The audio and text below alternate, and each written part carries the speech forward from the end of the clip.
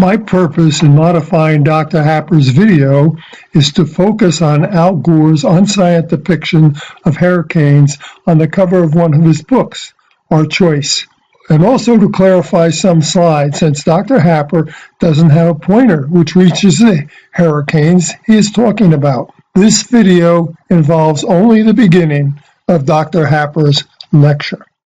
He has the courage of his convictions to do the right thing and let the chips fall where they may, and I suspect the title of his talk demonstrates that fact. So, Will, thank you for coming down from Princeton, and thank you for chairing the Institute's board. So the title of my talk is The Myth of Carbon Pollution.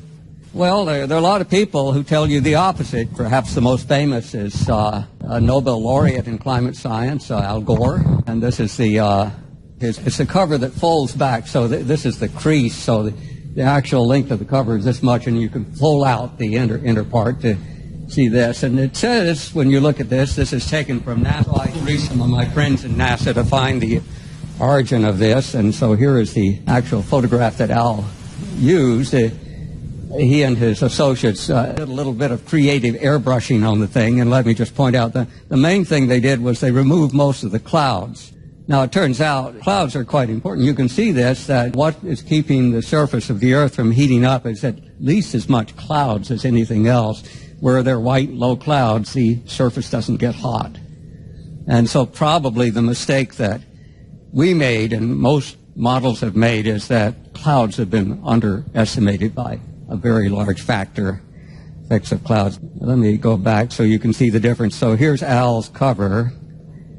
Here's the actual photo. They're similar, but you can go and open the book's cover and look on the inner part of the cover. So here's the inner part of the cover. And now you see what's going to happen if we don't pay attention to a climate scientist, Gore. The whole Earth is now covered with hurricanes. Everywhere you look, there's a hurricane. To me, a physicist, the most alarming one is this one here. This one's actually rotating the wrong way. You know, hurricanes don't rotate this way. Hurricane rotation is driven by the rotation of the Earth. And so this is very alarming to me. You see that this one's rotating in the correct direction. Here's another worrisome thing. There's a hurricane right off of Ecuador. You can see it's Ecuador. This is the intertropical convergence zone along the equator where the trade wind converging. And no one has ever seen a hurricane at the equator. Apparently, you know, Nobel Prize winner Gore wasn't aware of this. But this is a plot of all known hurricanes. I think it's from Wikipedia. Anyway, it's easy to find this data, and you can see the equator doesn't have hurricanes. And the reason for that is the twist of a hurricane, the direction it rotates, is determined by the rotation of the Earth. So you look down on the north, the Earth appears to be rotating counterclockwise. If you look on the South Pole, the Earth appears to be rotating clockwise. So that's the way hurricanes rotate. If you're a would-be hurricane at the equator, you can't figure out which way I'm supposed to rotate, so you don't form at all. So there are no hurricanes along the equator. But there are on Al's book. Okay, now I don't want to be too flippant here, but the point is the people who speak the strongest in the most alarming terms about climate don't know anything about the physics of climate. Not even such simple things as this, as which directions do hurricanes rotate and where do hurricanes form. And he says all the 97% of climate scientists agree with me. Surely they don't agree with this. Of course they don't.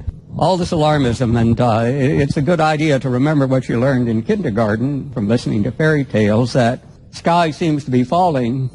Often somebody like the fox is involved. So this is Chicken Little running out of the coop, and acorn has hit her head, and she thinks the sky is falling, but it's the fox dropping the acorn. And I keep reading op-eds have to do something about the pollutant carbon. They usually say carbon, not carbon dioxide. And I notice it's written by Hank Paulson. Hank Paulson, a partner of Al Gore, stood to make billions of dollars from the carbon exchange. That's never mentioned in the op-eds.